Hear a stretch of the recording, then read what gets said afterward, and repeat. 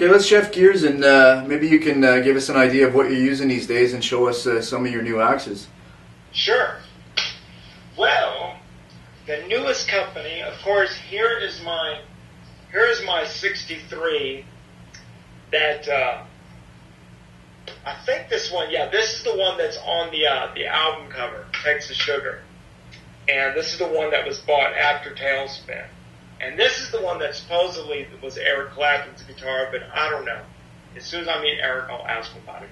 But this one's 71699. That's the serial number on this one. And I have played this thing right into retirement. The rosewood on the neck is so thin. There's nothing left there. Because I play so hard and I play the biggest frets and I play long gigs and so physically that I'd have to get a refret every other year. And now there's no rosewood left on this guitar to do another fret job.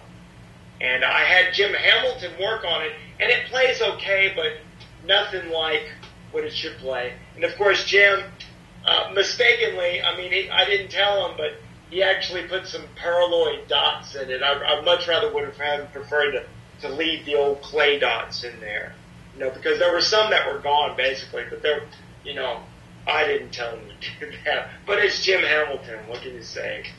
But, and what gauge strings are you using on most of your guitars? I use 11, 15, 18, 30, 40, 50. And now I'm down a whole step because I did a session a little over a year ago in Denver, and all this guy's songs were in the key of D, all of them. And I kept transposing. I was like, forget this. I'm going to go down to D just to make this easier. And when I went down to D, I was like, oh my God, this feels great. So I've just been kind of down to D for now about a year and a half. I might probably finish out this year in D and then go back up to E flat. But it's been good on my boys too. It's been easy. Electronically, is the guitar stock? Yes. Two of the pickups are still the original. One of them had to be replaced. One of them was saved, and the guitar fell out of my case, and it broke the little wire down on it somewhere, and somebody went in, Curtis Novak, he went in there and fished it out. Curtis Novak, a fine pickup maker himself, Novak Pickups, and he fished out and saved the pickup, but the output, it was like reduced to half. So one of them's a Lindy Fralin, an old Lindy Fralin pickup, and I believe this one looks like the only original left in there. That one right there.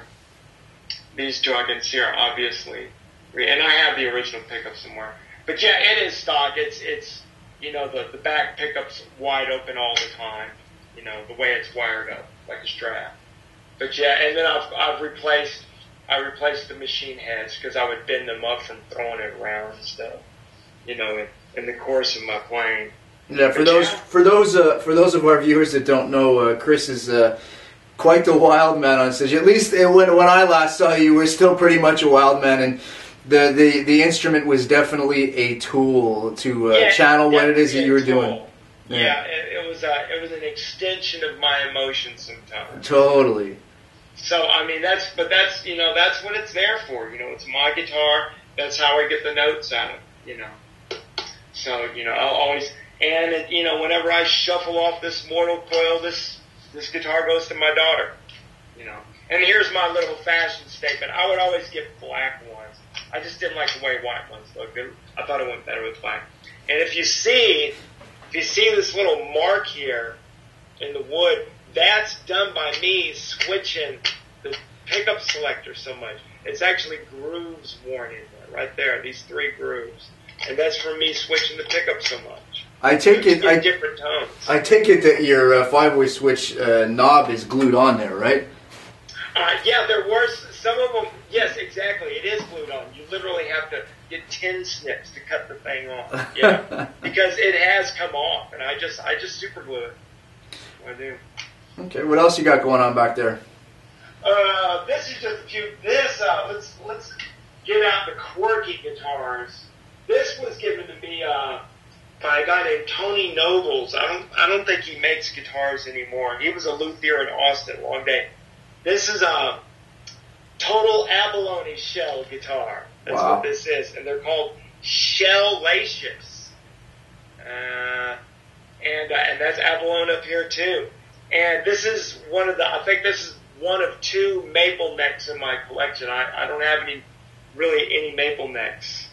But this is just one of those really, sort of wild looking guitars. I think the pickups are Rockin' Robin's, Texas Rio Grande pickups from Robin Guitars. Very cool. But this is just one of those quirky. I hardly play it.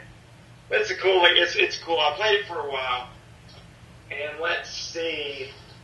This I did a gig in Galveston Bay City area, and I went in this pawn shop, and this Fender Music Master 2 was there, and I got it because it's like in that Daphne blue or whatever, that wild blue, and I got it because it was pretty much all original except for I think one of these knobs is not. I think that one's not original, and of course it's got 5 strings. I haven't played this in a while, but it was in such really cool condition. I just had to get it.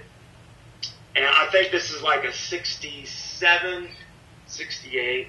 It's just one of those cool ass guitars. Very cool.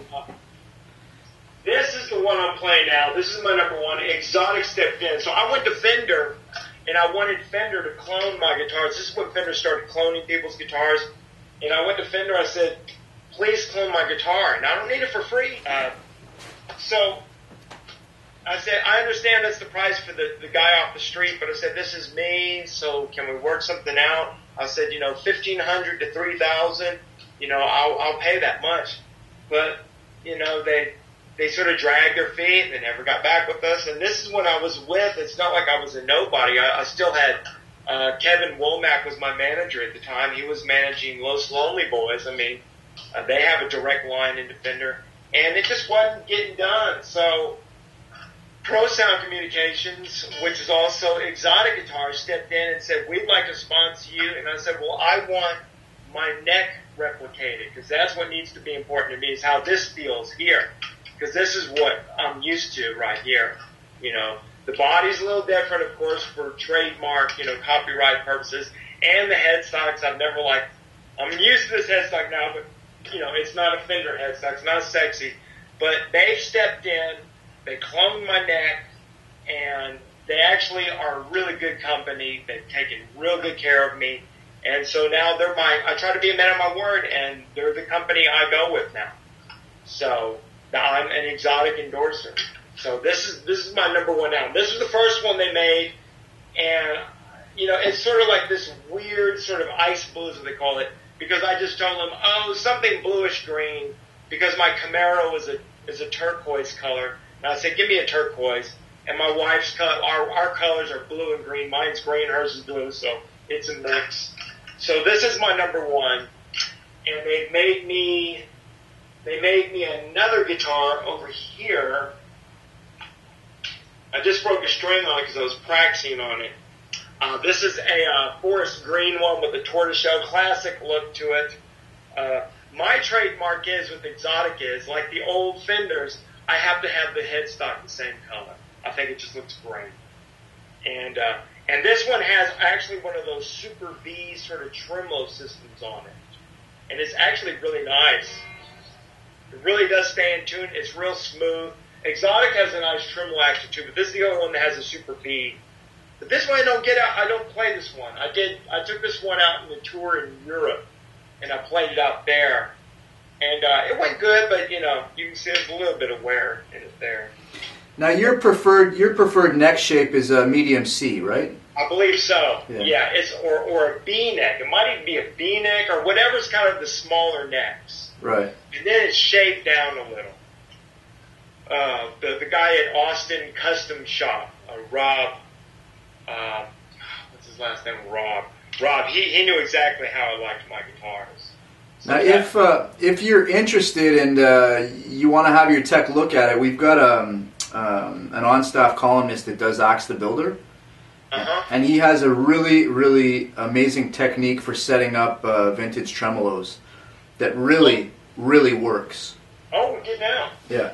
I've just gotten so used to them. I've been using them forever, and I've got like the graphite up here, And actually, this graphite, a friend of mine, a fan, he works for McDonnell Douglas, and this is government graphite that they put on fighter jets and stuff. He sent me, he'd pick up blocks off the ground, he sent them to me. So that's the best you can get, I think. And now Exotics made me this new guitar, which is Gold Sparkle, because I've always wanted one of those Fender Gold Sparkle Strats. And they did a really good job. Let's see. That's beautiful. It's real deep. And, of course, icing on the cake to the headstock being the color. It looks great. Totally. Very nice. And this one sounds really good. This has got their pickups in it, Exotics pickup, and it's got a much bluesier sound.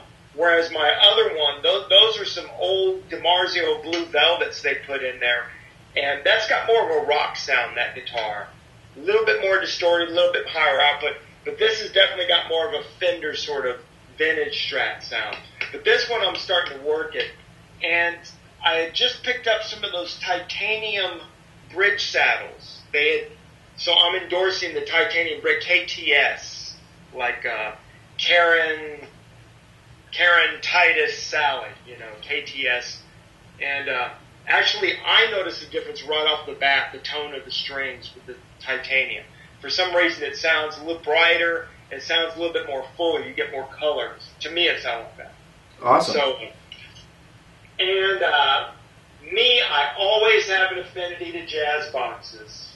And this was, of course, I cannot afford a real one of these. This is a D'Angelico New Yorker, and the XLs too, but I bought this when my second marriage collapsed. And I had money, and I went online, and I found this one. And going to the D'Angelico booth that was there at NAMM, and I told them how much I got this for, and they were stunned that I got it for so cheap. I got this guitar for $2,000, and they said they normally go for $5,000 to $7,000. So I got a really good deal on this, and it's not some bootleg copy. It's made by Vestax, which is the company out of Japan that started reissuing these. But I've also got a 175. I've got in total, I've got 27, 28 guitars. It's not all a working collection, but I have various jazz boxes. I got one of those DeQuisto Fender collaboration ones they did in the early 80s. I have a Washburn Montgomery, which is even fatter. That one's like that. That's a nice one. I've got my 175. I've got, God, what is it? Casino? Epiphone. Epiphone gave me a bunch of guitars back in the day. I've got some of those. A turquoise one is actually cool. Looks real rockabilly. And then I've got a couple other Strats made by other people. They're not Fender Strats. I have one American Standard. Oh, and I've also got the Hamilton over here. Of course, Hamilton being famous for making Stevie's guitar that had his name in the neck, and being made famous on the Couldn't Stand the Weather, I think. But of course, mine has my name in the neck. Wow, that's awesome, man. This I played this for several years when I first got it.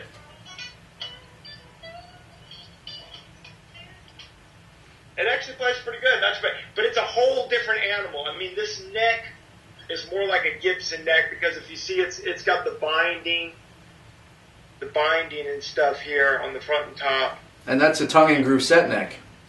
I guess so. Maybe because Jim Hamill, is that who made them for Jim? Yep. Yep. Yeah, and this is when Jim made them. This isn't this, and it's got the, I don't know if you can see it. It's in there. It says Chris Duarte, Jim Hamilton promotion, and it says 0195. So he gave me this guitar in 1995. That's awesome, man. That's awesome. Yeah, and see the gold hardware is kind of sweat's kind of eating it away, but it's through the neck. The fretboard, I remember he would bring it out. It took him about 6 months to make, and he would bring the fretboard. I remember he bought it to my gig. I did a gig with Buddy Guy down in Florida, and he bought the fretboard out. He said, "See, I just finished the name, man." He had it all inlaid and stuff. and then so through the neck, through the body, neck, and stuff. And mine was the first one he did with the cutaway, because he said Stevie always complained that it cut into his rib cage, and I asked Jim to put a cutaway in mine. So that's beautiful. But of course, Jim sold. There was some litigation thing, and there was a guy named Daryl Agner or Daryl something. But they're made in Korea now. But this one's an official, handmade by Jim Hamilton. And then at a Canada gig, in the course of playing Hey Joe and going crazy, I threw this guitar down and broke the headstock off, and then it was re-glued. But I think it actually, like happens sometimes, it actually made the guitar sound better. What Canadian gig was that, if you don't mind my asking? This was a gig. This is the whole. Let me set the scene. This is when Tailspin is out, and I actually did fairly well up in Canada. So we have this huge media push going on. I've got this swing through Canada. I'm doing Quebec City. I'm doing Toronto. A couple gigs in Toronto. I think I did Kitchener. A couple of cities, like 4 or 5 cities. And when we get in Toronto and Quebec City, there's this big media push. I'm like on TV. I'm on, like the afternoon newscast, and, Chris Duarte is playing, and other interviews. And the first gig we did in Quebec City, I'm still loading my own equipment. I've got this huge wall of sound. I've got this 412 cabinet. I'm carrying it out, and I smashed my finger carrying the equipment, and I smashed, I believe it was my ring finger, and I still had 2 gigs to go, and I couldn't back out because we had all this media. So I went out there and I soldiered through this gig. I mean, I thought it came out okay, but I remember that the gig was over finally. I was playing Hey Joe, and I was like, I can't believe this, it's finally over. I don't have to endure this pain any longer. And I was playing Hey Joe, and I went around to throw the guitar down. And if you see the angle of the neck, it's pretty straight.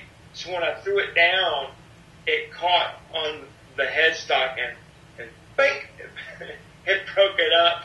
And I remember looking at the guitar, and the band's going crazy, and my guitar is going, ah, and I could see the headstock sort of sticking up like that, 45-degree angle.